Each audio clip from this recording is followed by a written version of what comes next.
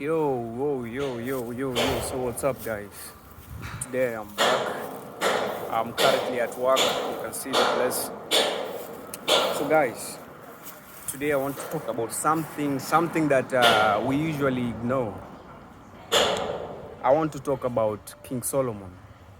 You all know King Solomon probably. So, King Solomon was this guy, one of the richest kings to have ever lived in this earth.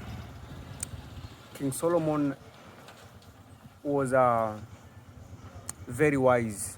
In fact, he was asked by God what he needs, and he asked for wisdom. And you know, wisdom is the foundation of everything. And when on this journey, semen retention journey, you get to find out that you become wise. But there's something that this guy did. Okay, this guy married, correct me if I'm wrong, but 700 concubines and 300 wives, if I'm not wrong. Please remind me if I'm not wrong, but I think he married those wives. So something that happened. So this guy did something that is contrary to what we all expect. Someone, you know, in this society, we expect someone who has wisdom is expected to be, or maybe minimalistic, or maybe to try and be logic and do things in a more logical manner, not to not to indulge in excesses, I mean sexual excesses. But this guy was given wisdom by God himself, and yet he married, I don't know, 300 wives and I don't know, 1,000 concubines, 700 concubines. So that's weird. That's the weirdest thing about it. So what do we learn from this guy?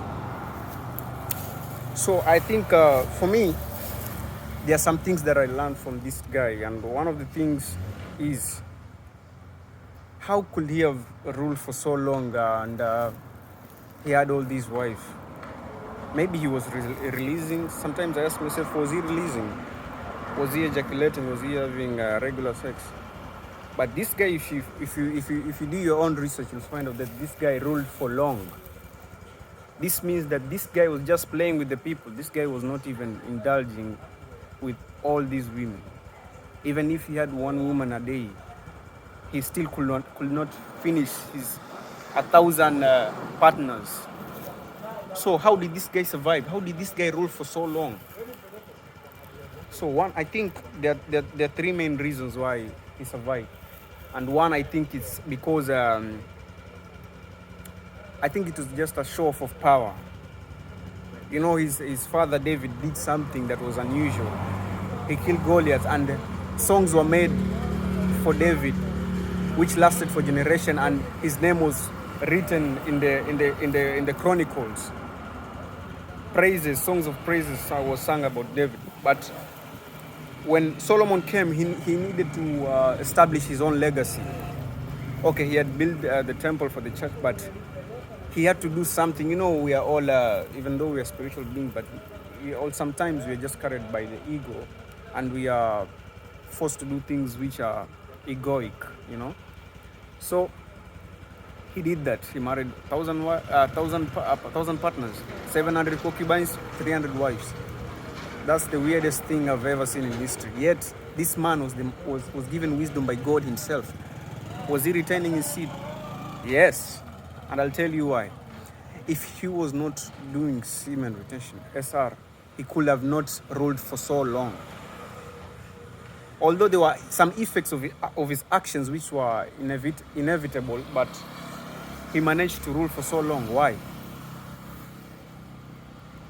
It's because this guy was it was like a show off of power.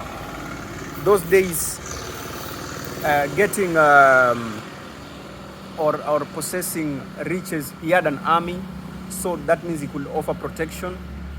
He had riches, that means he could field. If you read in the Bible, in the book of Kings, I think, I don't know, but somewhere there, you'll see how many oxen were being slaughtered in a day, just a day, to feed his family, to feed these wives and concubines.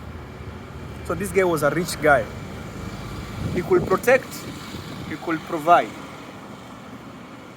So he did that as a show show of power. But does not mean that he was actually indulging with all these ladies, with all these women. No. And if he could have been doing that, then the history could state otherwise. He could have not ruled for so long. Maybe he could last on for only 5 years, 10 years. But the guy lasted for years. If I'm not wrong, I think 40 years. Or almost 40 years. So another thing, this guy got these women, but he was not indulging with these women. So King Solomon was wise. He knew he needed his seed.